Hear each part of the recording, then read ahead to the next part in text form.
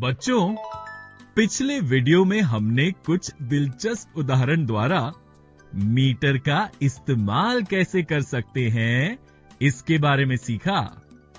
इस वीडियो में हम इससे संबंधित कुछ गलत अवधारणाओं को देखेंगे।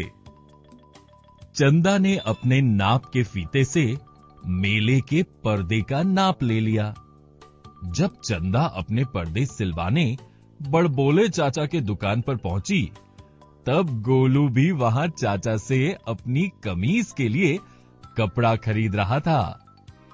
चंदा ने देखा कि गोलू ने चाचा से 1 मीटर लंबा कपड़ा मांगा और चाचा ने उसे इस तरह से उनके एक बांह की लंबाई जितना कपड़ा काट कर दे दिया।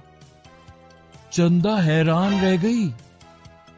चंदा अपने साथ नाप का फीता भी लेकर आई थी।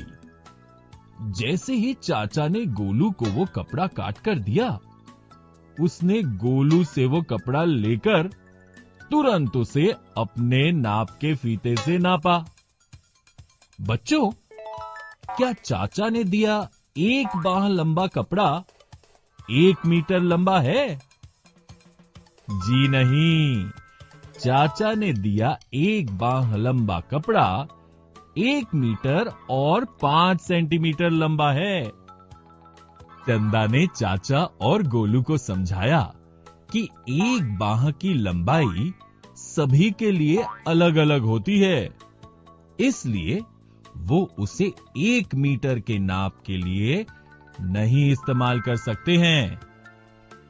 जैसे उसके 1 बांह की लंबाई चाचा के 1 बांह की लंबाई के बराबर नहीं है और चाचा के 1 बांह की लंबाई 1 मीटर जितनी नहीं है। उसने चाचा से कहा कि उन्हें अपने नाप के फीते का इस्तेमाल कर कपड़ा नापना चाहिए। गोलू और चाचा दोनों ये बात समझ गए। चंदा ने चाचा को अपने पर्दे का नाप दिया और अपने घर लौट गई। घर लौटकर चंदा ने अपनी पेंसिल को एक रूलर से इस तरह से नापा और पाया कि पेंसिल की लंबाई 10 सेंटीमीटर है। फिर उसने अपनी छत की लंबाई को अपने नाप के फीते से नापा और पाया कि छत 10 मीटर लंबी है। चंदा सोचने लगी कि उसकी छत और पेंसिल दोनों की लंबाई 10 और 10 है, तो क्या वो दोनों समान लंबाई के हैं? बच्चों, आपको क्या लगता है? क्या चंदा सही सोच रही है? नहीं, चंदा के पेंसिल की लंबाई 10 सेंटीमीटर है, जबकि उसके छत की लंबाई 10 मीटर है।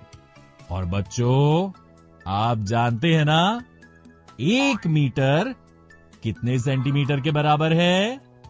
बिल्कुल ठीक, 100 सेंटीमीटर के।